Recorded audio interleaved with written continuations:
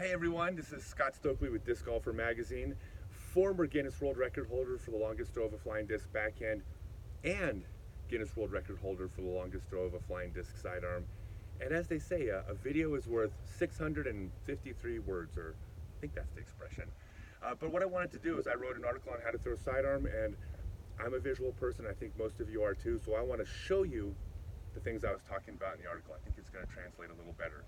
But first, I want to say, quick aside, I do lessons, including video lessons for players all over the country.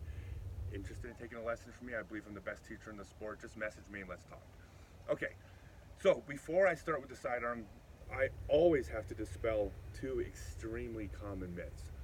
The first myth is that the sidearm is a sideways facing throw. Now this one's understandable. It's disc golf after all, and when you throw a backhand, you turn 90 degrees from the target and you pull the disc sideways. So the natural tendency is, since I'm playing disc golf, to want to turn sideways, even including taking an X step on the run-up and throwing across your body. It's incorrect. Just think of a baseball player throwing the ball to home plate, trying to get there with velocity, and then throwing it across their body, right? It's not. When you throw sidearm, it's a forward-facing throw. So the question, of course, comes up then, if you're facing forward, how do you generate power? Well, we're going to get to that in a second. I'm actually going to explain how you generate more power by facing forward. The second myth, though, is, now this is the big one. There is a myth out there, half the tutorial videos on sidearm say this, and that myth is that you want to keep your elbow close to the body on the sidearm. This is unequivocally false. I call this rexing, because if dinosaurs played disc golf, T-Rex would have the worst sidearm in the entire sport. And that's because he or she would be throwing like this. All right, you do not throw with your elbow close to the body on the sidearm. I won't even go down the rabbit hole of why that's taught. I understand why the myth exists, but it's wrong. Please forget you ever heard that, and we'll get to why you don't need to do that in just a minute. So now, next part is going to be grip. Now, I do not believe, and I've never taught that there's one universal grip. There's so many different hand sizes and finger lengths. There's not one grip that's going to work for every single player, but there's a couple rules to follow. The first is you want to use a two-finger grip. That means this, or this are all correct. What matters is you have two fingers supporting the rim of the disc as the disc accelerates. Two fingers are simply stronger than one. The second thing you want to do is not use a one-finger grip. This is a one-finger grip. This is also a one-finger grip. This finger right here is doing nothing. Maybe you're bouncing a disc, but it's unnecessary.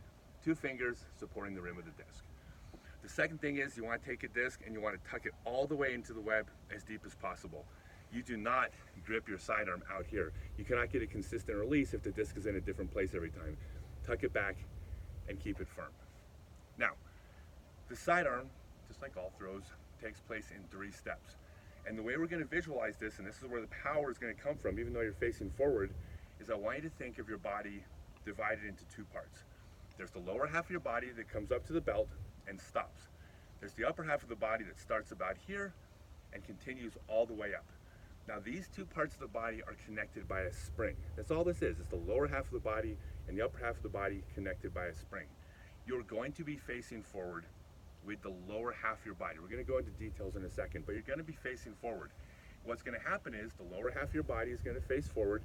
The upper half of the body is going to rotate, but with the lower half of the body facing forward, when you rotate, think about this part of your body extending the spring.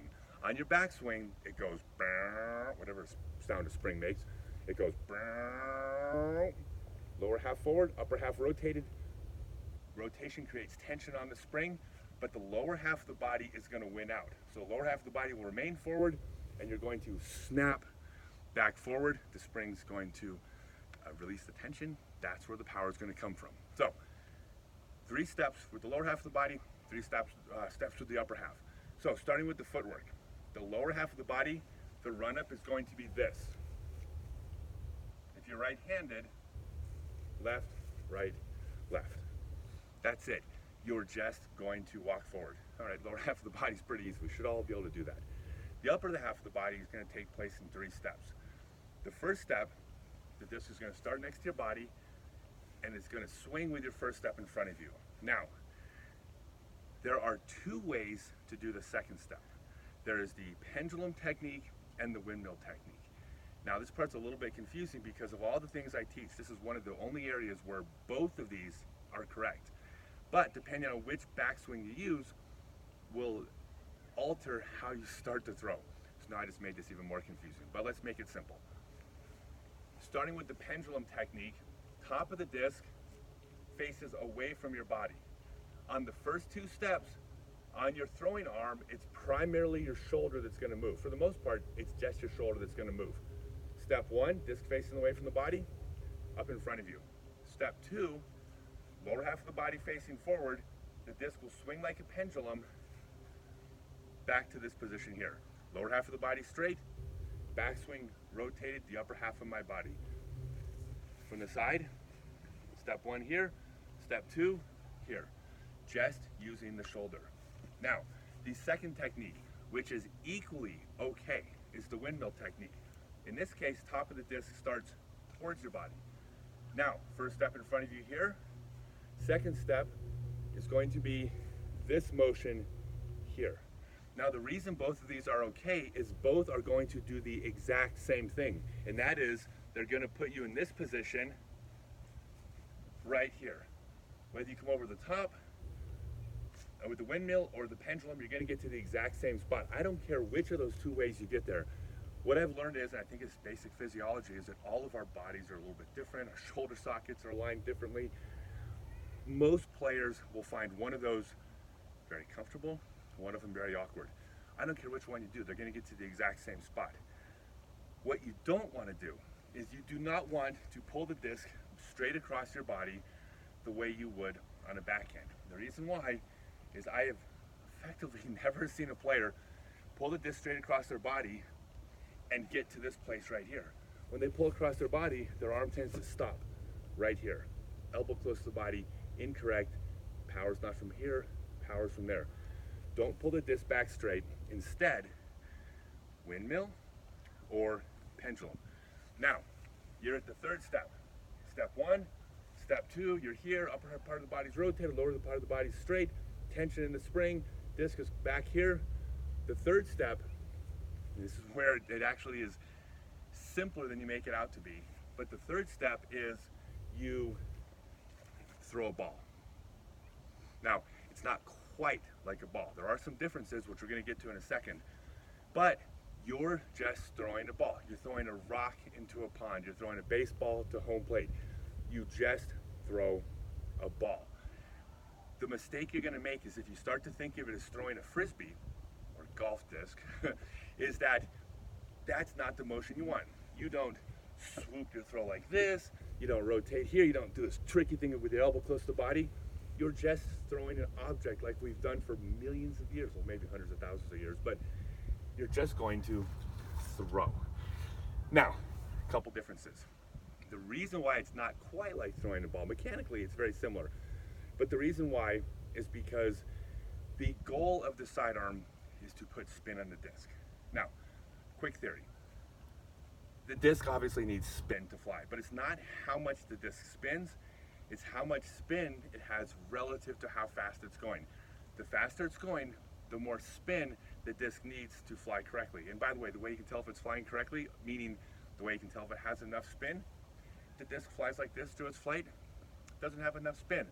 If the disc flies like this, or if it leaves your hand like this, but then very quickly does this, it has enough spin. Gyroscopically, the faster it spins, the more it stops wobbling, the more it flies. Now, we never talk about putting spin on a backhand because when you throw a backhand, all backhands have enough spin. That's why this is frisbee, right? When you think about people throwing a frisbee on the beach, they're doing this. That puts spin on the disc. You don't even have to worry about the spin. The reason sidearm is a tricky throw is because you have to actually learn the skill of putting the spin on the disc. It doesn't just happen automatically. So you have to spin the disc. The number one most important way you're going to put spin in the disc is this right here. And again, to be totally redundant, you are not doing this, you're not doing that with the backhand. It's unnecessary. Sidearm, you must put spin. Cock your wrist. So, On the backswing, let the disc come back and then cock your wrist. And the reason it's cocked is because you're going to do this motion right here. Now, the disc flies without wobble, it has enough spin. Perfect, you're spinning the disc.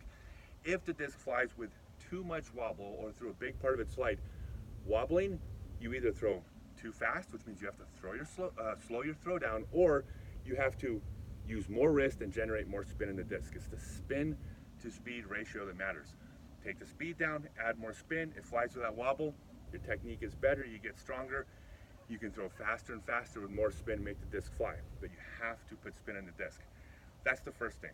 The second part of putting spin in the disc, I didn't even talk about this in an article, this is more high level, but my video, think about reducing your follow through. Now, completely counterintuitive, because every sport you've ever played your entire life, following through is everything. If you want to generate maximum speed on the disc, absolutely follow through with everything you got. But if you don't have enough spin on the disc, it's still not going to fly. So reduce the follow through to reduce the speed, add more spin. The way to visualize this is think about snapping a towel. Do this with a towel, nothing happens. Do this with a towel, the disc or the towel speeds up, snaps at the end. So that's what you want to visualize. Now, of course, when you're generating forward momentum, there's going to be some follow through naturally. But the emphasis should be on this, not this. And guess what? That's it. That's Sidearm 101. Message me for lessons.